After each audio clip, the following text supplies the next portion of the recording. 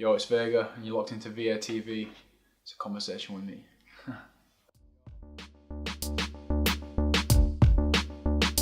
It's VEIGA. How did you get into your music, and what makes you carry on making music? So for a lot of my childhood, I didn't really have like much music in my life.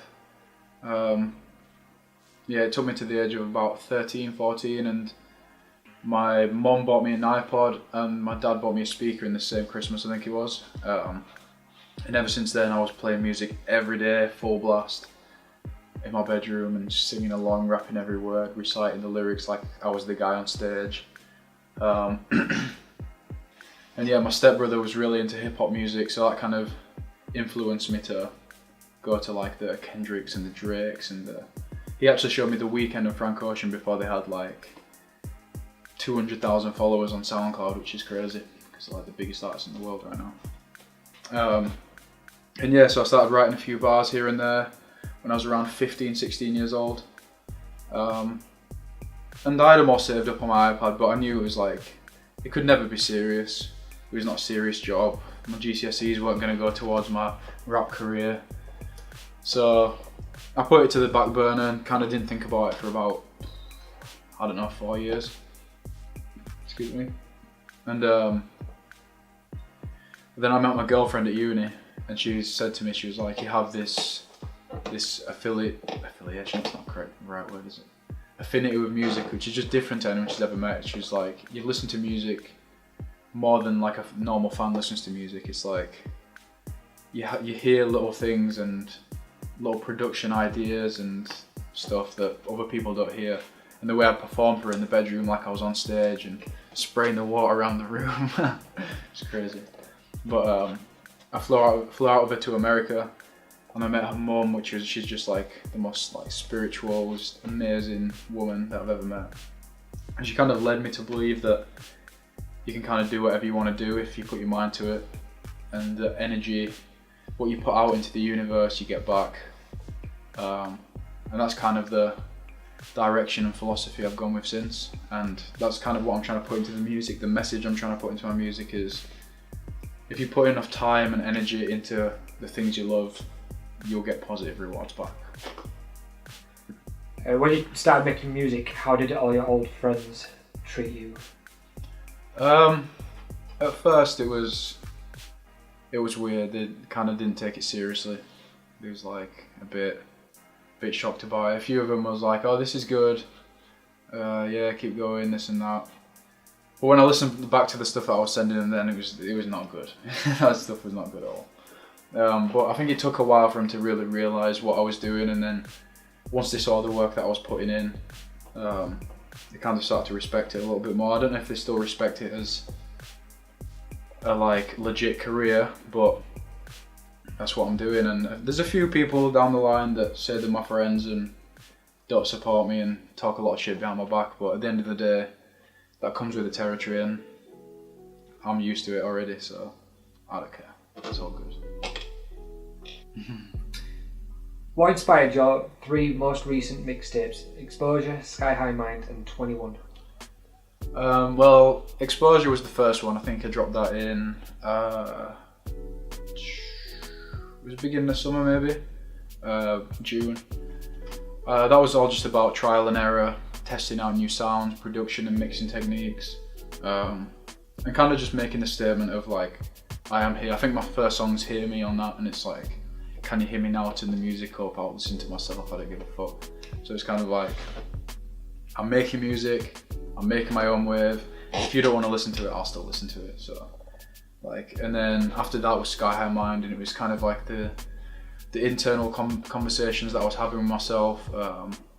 For example, Headspace is all about my thought process to like going from being an 18-year-old to going into a car crash and thought life's too quick, and I thought like, I've got to do something with my life, to Chasing the Sun, which is all about me like leaving home and going on tour and making music here and there and not being able to see my family and missing like crucial moments in our family's life. So it's all just about me growing as an artist and thinking what is next and the troubles that may lay ahead.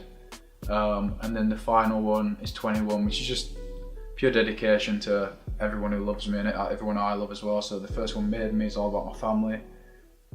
Excuse me. Proud is just about my friends and the growth we've made in the past 12 months.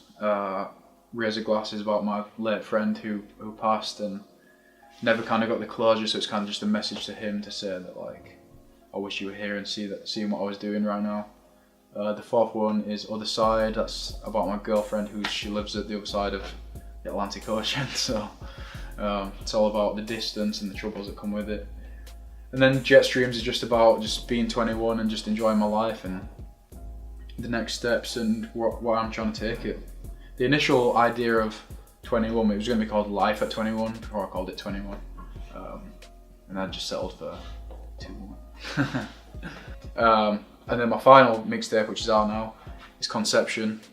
Conception has 2 meanings in the dictionary, apparently, according to Oxford. The first meaning is to kind of plant the seed and the birth of a new thing, so it's kind of like the rebirth of myself and stepping into this new life, but at the same time it also means devising a plan or idea, which is what I've been doing since the moment I started making music. So it's just all about planting the seed and saying, this is it now, this is me, I am Veiga. If you could rap on any stage, where would you choose and why? Ooh, good question, that's a great question.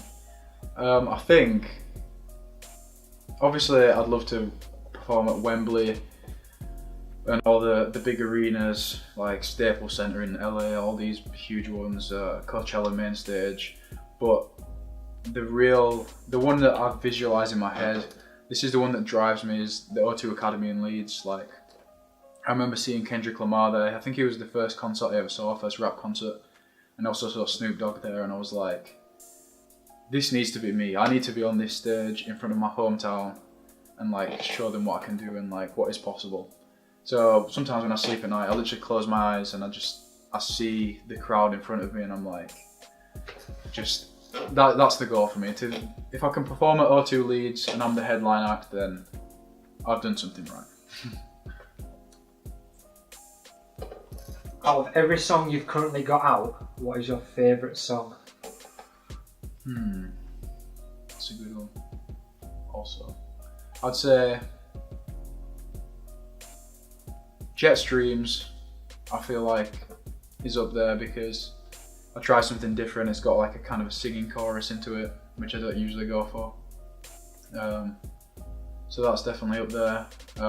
Chasing the Sun's there as well because the beat, I just love the beat and the lyrics are really meaningful.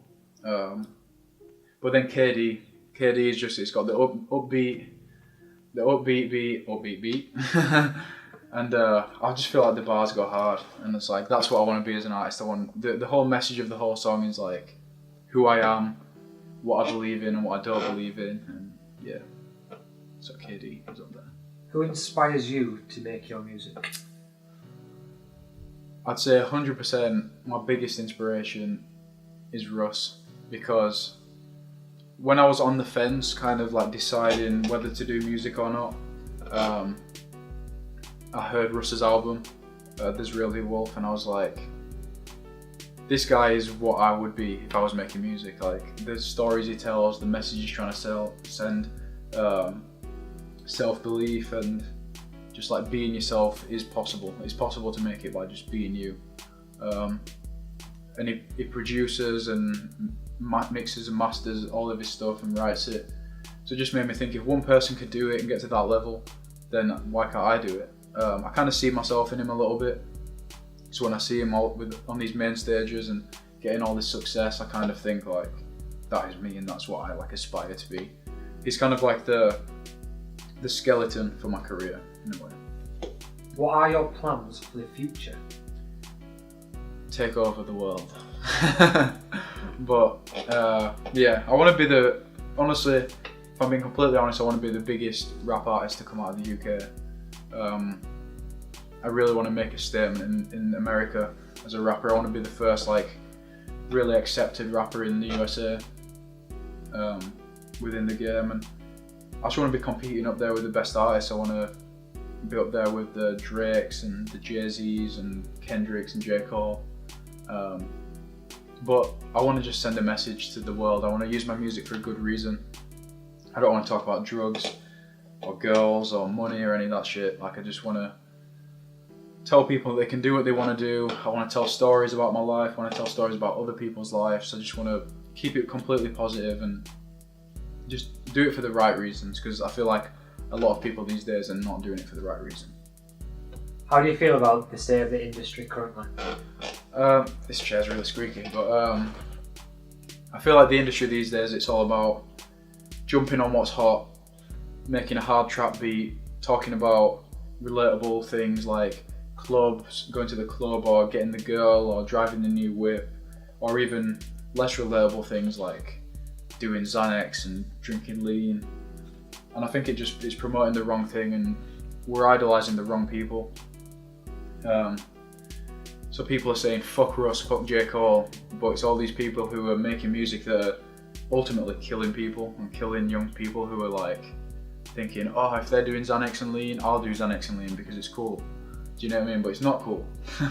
So at the end of the day, I think people are just jumping on trends, but long story short, they're not going to have a long career. They're going to have a short burst of fame, and I think they'll be out. So I'm trying to sustain a career where I build a catalogue, as well as building a connection with my fans and friends and anyone who's interacting with me and making a statement. Yeah, thanks for watching. Subscribe and like the video and keep updated with my music. I'm flying out to America now. Gonna spend 3 months there. But yeah, this is the start of something. And that's a fucking wrap. Cut. Yeah, I mean, we'll use that.